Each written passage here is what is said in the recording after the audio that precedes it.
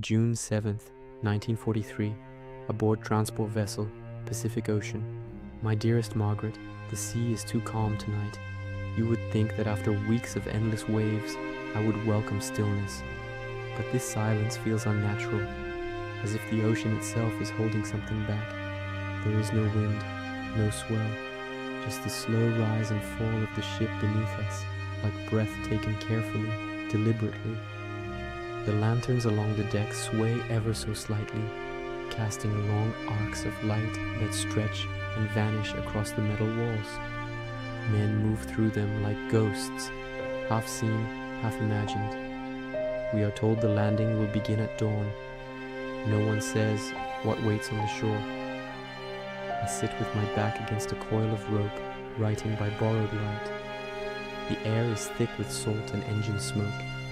Somewhere below, the machinery hums steadily, an artificial heartbeat that reminds us we are still moving forward, whether we wish to or not. The ocean stretches in all directions, indifferent. It is strange, Margaret, how distance alters memory.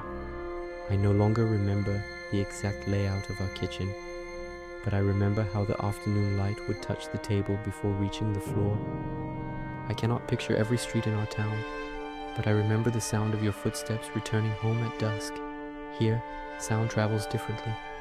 Voices are carried across the deck in fragments. Laughter begins somewhere and dissolves before it reaches you. A cough echoes longer than it should. Boots on metal seem louder at night. We pretend not to notice these things, but we all do. Earlier, I stood by the rail and watched the water pass beneath us. It is impossibly dark, yet sometimes it catches the faintest glimmer of starlight. The surface breaks and reforms endlessly, as though nothing has ever disturbed it. And yet, we know better. We know what lies beneath calm waters.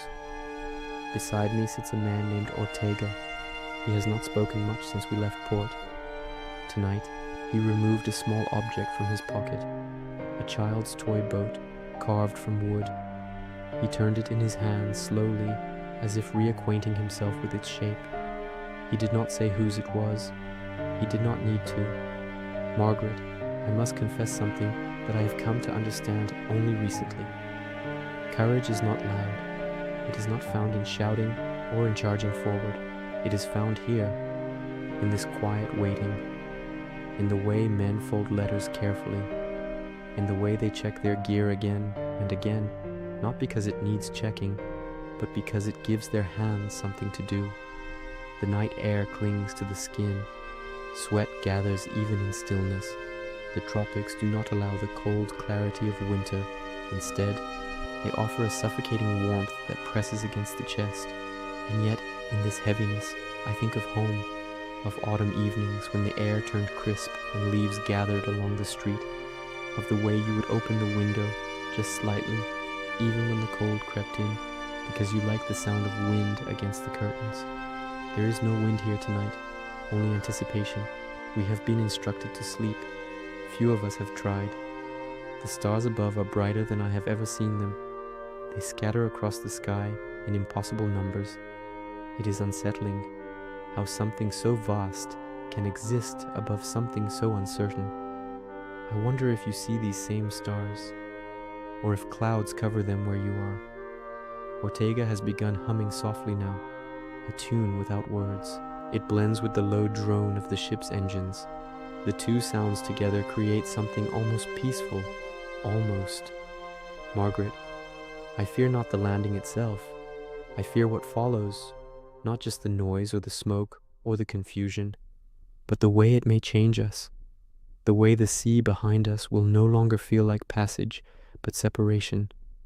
Already, I feel that distance growing.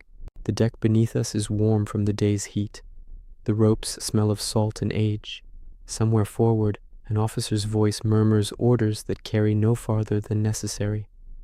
We are suspended between two worlds, the one behind us, which holds everything we love, and the one ahead, which holds everything we do not understand.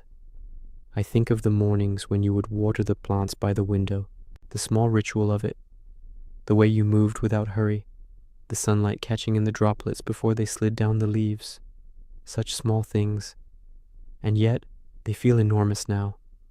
A signal lamp flashes briefly across the water. Another vessel answers. The light fades, leaving darkness thicker than before. Movement passes along the deck. Men rise. Equipment shifts. The ship's engines change pitch, subtle but unmistakable. We are slowing. Margaret, I place this letter inside my jacket as I write the final lines. The fabric is damp with salt air. My hands leave faint marks on the page. If this reaches you, it will have crossed the same ocean that now lies before me. If it does not, then let it remain here, carried by the same waters that have borne us toward whatever dawn brings. The sea remains calm, too calm. Boots move toward the landing craft. The stars fade slightly as the horizon begins to pale. Ortega pockets the toy boat. No one speaks. The ocean holds its breath. And in this quiet, before we step away from the last solid certainty we know, my thoughts are of you, of warmth, of light, of the steady rhythm of life untouched by waves or war. Whatever waits beyond that shoreline, know that, in this moment, suspended between night and day, I am still yours. Always, Daniel.